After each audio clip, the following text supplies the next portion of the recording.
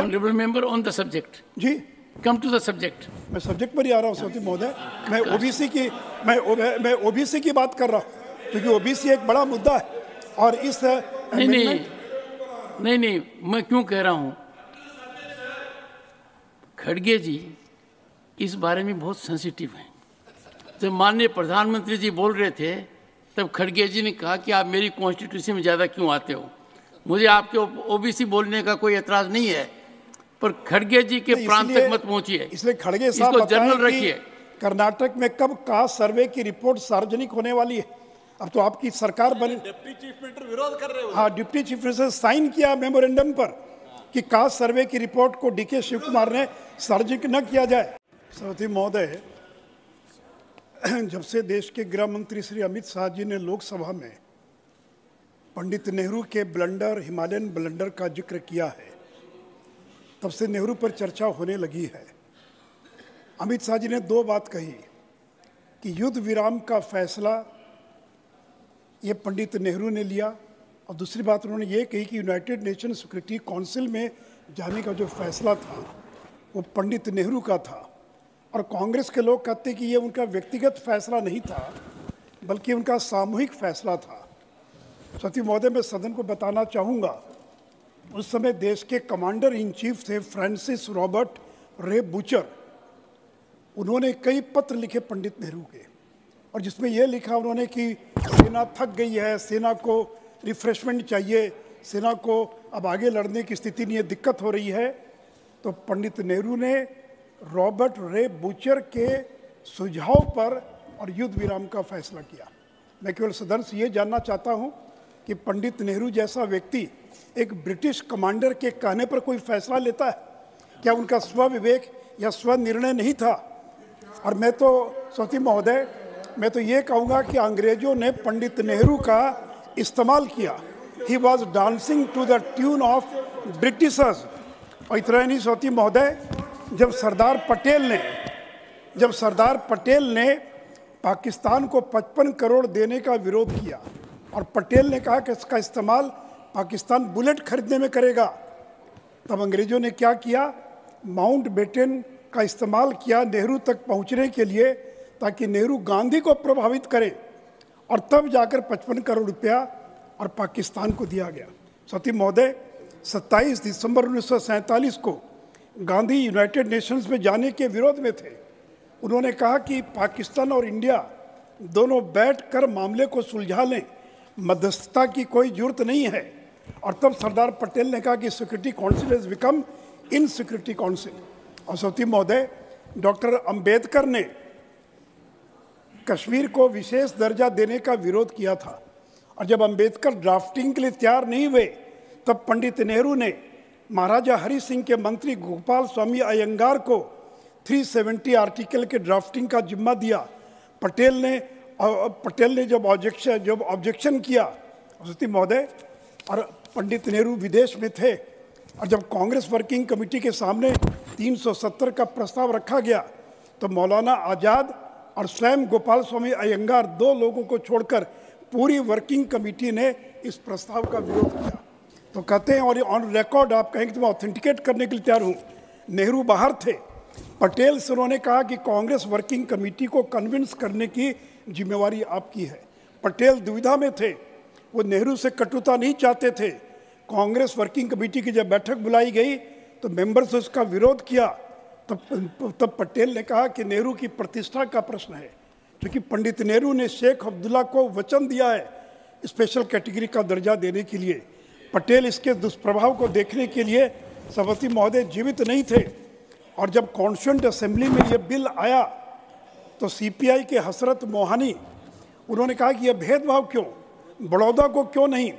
और जब constituent assembly में इसका विरोध हुआ, तब उसको टेम्परेरी के रूप में उसको और शामिल किया गया। सती महोदय, वी शंकर जो पटेल के बायोग्राफर हैं, उन्होंने लिखा उनकी बायोग्राफी में कि पंडित नेहरू ने संसद में 1952 में ये गलत बयानी की, और ये कहा कि मैं अकेले नहीं था, कश्मीर के मामले में सारे लोग शामिल थे, Sardar Patel was all the time dealing with this matter. तो वी शंकर ने अपनी पुस्तक में इस बात का उल्लेख किया। श्री सौती महोदय, जो अमित शाह जी ने जिस बात का जिक्र किया है, मैं समझता हूँ कि इतिहास तथ्यों के साथ उन्होंने इन बातों को रखा है। आज भले ही कांग्रेस के लोग इसको नकार दें।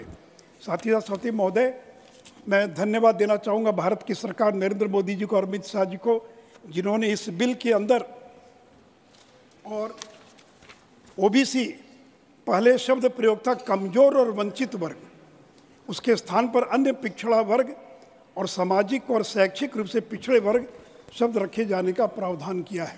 सौती महोदय, कास्ट सेंसस की बहुत चर्चा होती है। मध्य प्रदेश, छत्तीसगढ़, राजस्थान के चुनाव में कास्ट सेंसस को बड़ा मुद्दा बनाया गया, उसकी हवा निकल गई। क्या हुआ कास्ट सेंसस का? और मैं तो कांग्रेस के लोगों से जानना चाहता हूँ, और जहाँ से आते हैं हमारे राष्ट्रीय अध्यक्ष, वो ये बताएं कि कर्नाटक में 2015 में कास्ट सेंसस हुआ, सर्वे हुआ, आज 8 साल बीत गए, आज तक क्यों नहीं सिद्धारमैया की सरकार ने कास्ट सेंसस सर्वे के आंकड़ों को और सार्वजनिक करने का काम किया? Honourable member on the subject, जी कम टू द सब्जेक्ट। मैं सब्जेक्ट पर ही आ रहा हूँ सौती महोदय। मैं ओबीसी की बात कर रहा हूँ, क्योंकि ओबीसी एक बड़ा मुद्दा है। और इस नहीं, मैं क्यों कह रहा हूँ, खड़गे जी इस बारे में बहुत सेंसिटिव हैं। जब माननीय प्रधानमंत्री जी बोल रहे थे, तब खड़गे जी ने कहा कि आप मेरी कॉन्स्टिट्यूशन में ज़्यादा क्यों आते हो। मुझे आपके ओबीसी बोलने का कोई एतराज़ नहीं है, पर खड़गे जी के प्रांत तक मत पहुंचिए। इसलिए खड़गे साहब इसको जर्नल रखिए। कर्नाटक में कब कास्ट सर्वे की रिपोर्ट सार्वजनिक होने वाली है? अब तो आपकी सरकार बनी, डिप्टी चीफ मिनिस्टर विरोध कर रहे हो। हाँ, डिप्टी चीफ मिनिस्टर साइन किया मेमोरेंडम पर कि कास्ट सर्वे की रिपोर्ट को डीके शिव कुमार ने सार्वजनिक न किया जाए। अब तो तेलंगाना में आपकी बात में, खड़गे साहब बाद में बोल लीजिएगा। सर, मैंने तो आपकी काफी वकालत की। आपने प्रधानमंत्री जी को जब कहा कि आप बार बार मेरी कॉन्स्टिट्यूंसी में क्यों आते हैं, जोशी साहब ने जो बोला कि हमारे डिप्टी चीफ मिनिस्टर ही कास्ट सेंसस को अपोज कर रहे हैं, वो भी कर रहे हैं और इन्हों भी कर रहे हैं।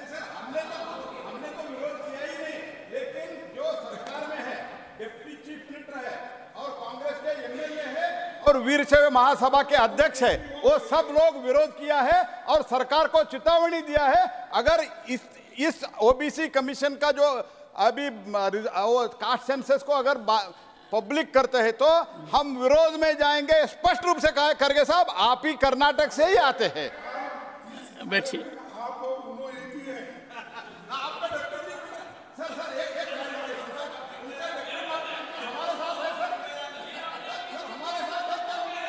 इसे लोगों को डिप्टी चीफ मिनिस्टर बनाया आपने। जी सौती महोदय, जब अपर कास्ट के आप लोग हैं ना, तब सब लोग मिल जाते हैं अंदर से और दूसरों को ये बोलते हैं आप भी हैं वो भी है। इसे जी सौती महोदय, कंक्लूड। खड़गे साहब यहाँ बैठे हैं, मैं तो इनसे आग्रह करूंगा, अगर हिम्मत है तो इसी सदन में ऐलान करें कि अगले 1 महीने के भीतर ये कर्नाटक के कास्ट सर्वे की रिपोर्ट को सार्वजनिक किया जाएगा। और अब तो आपकी सरकार तेलंगाना में बन गई, समग्र कुटुंब सर्वे हुआ, केसीआर थे, आज तक जाति के आंकड़े सार्वजनिक नहीं किए गए। आप घोषणा करें कि तेलंगाना के जो समग्र कुटुंब सर्वे हुआ था उसमें जाति के आंकड़ों को सार्वजनिक किया जाएगा। और फिर जिन राज्यों में आपकी बची कुची सरकार है, वहाँ जातीय गणना कब प्रारंभ करेंगे?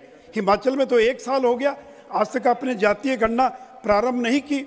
और बिहार के अंदर जो जातीय गणना हुई, जातीय सर्वे हुआ, उसके तो हवा निकल गई। सारी जातियाँ विरोध में खड़ी है, घर बैठे सर्वे कर लिया गया, जिसकी संख्या 40 लाख थी उसकी संख्या 20 लाख दिखा दी गई। कुछ खास जातियों की संख्या को बढ़ाकर दिखाया गया। सौती महोदय, इसलिए जो कांग्रेस पार्टी है ये तो हमेशा से ओबीसी विरोधी रही है। काका कालेलकर कमीशन की रिपोर्ट का क्या हुआ? मंडल कमीशन की रिपोर्ट को किसने लागू नहीं किया? क्यों नहीं काका कालेलकर कमीशन की रिपोर्ट 1955 में पार्लियामेंट सुपुर्द हो गई, क्यों नहीं उसको स्वीकार किया गया? क्यों नहीं 15 साल तक कांग्रेस बैठी रही, सेकंड बैकवर्ड क्लासेस कमीशन का गठन क्यों नहीं किया? क्यों अटल अडवाणी जी का इंतजार करना पड़ा, मोरारजी देसाई का? और 1977 में 80 में सेकंड मंडल कमीशन का गठन हुआ, फिर 10 साल बैठे रहे, उसको लागू नहीं किया। फिर बीजेपी की जब सरकार, बीजेपी के समर्थन से जब वीपी सिंह की सरकार आई, तब जाकर उसको इम्प्लीमेंट किया गया। और सती महोदय, नरेंद्र मोदी जी ने तो ये कहा है कि अब कोई जाति नहीं है, 4 जातियां हैं केवल, युवा, महिला, गरीब, किसान, और सभी जातियां, ये सभी जातियां इसी के अंदर और समाहित हो गई। Please, you see, Dr. John Britas is very brilliant. सवती You महोदय, start reacting, he succeeds. Don't do that. और सवती महोदय, पिछड़ा वर्ग आयोग को संवैधानिक दर्जा किसने दिया? बीके हांडिक इनके पार्टी के बड़े नेता रहे, बैकवर्ड क्लासेस कमेटी के चेयरमैन थे।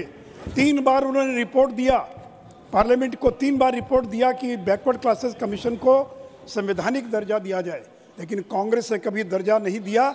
जब नरेंद्र मोदी देश के प्रधानमंत्री बने, तब ओबीसी आयोग को और संवैधानिक दर्जा देने का काम किया। सवती महोदय, चाहे वो सेंट्रल स्कूल हो, सैनिक स्कूल हो, उसमें ओबीसी का आरक्षण किसने दिया? ईडब्ल्यूएस का आरक्षण किसने दिया? नीट में किसने आरक्षण दिया? सवती महोदय, इसलिए केवल मैनिफेस्टो में कास्ट सेंसस डाल देने से और ओबीसी समाज आपको वोट देने वाला नहीं है। और आज तो मध्य प्रदेश में मोहन यादव को मुख्यमंत्री बनाकर नरेंद्र मोदी की सरकार ने ऐसा मास्टर स्ट्रोक चला है कि जो बचा खुचा भी जो ओबीसी का वोट महागठबंधन के पास था, इंडी के पास था, वो भी उसकी भी पूरी की पूरी और हवा निकल गई। इसलिए सवती महोदय, मैं इन्हीं शब्दों के साथ मैं फिर से एक बार आदरणीय प्रधानमंत्री जी को और अमित शाह जी को धन्यवाद देता हुआ कि आपने ये महत्वपूर्ण, और आज का दिन इसलिए भी ऐतिहासिक है कि आज सुप्रीम कोर्ट ने सर्वसम्मति से धारा 370 को अपहेल्ड करने का काम किया है, और सर्वसम्मति से 5 जजेस की बेंच ने उसको अपहेल्ड किया है और कहा कि ये कभी टेम्परेरी हो नहीं सकता है। इसलिए सवती महोदय, मैं आदरणीय गृह मंत्री जी को, देश के प्रधानमंत्री को इस बिल को लाने के लिए अपनी ओर से बधाई देता, धन्यवाद देता हूँ, अपनी बात समाप्त करता हूँ। जय हिंद, जय भारत।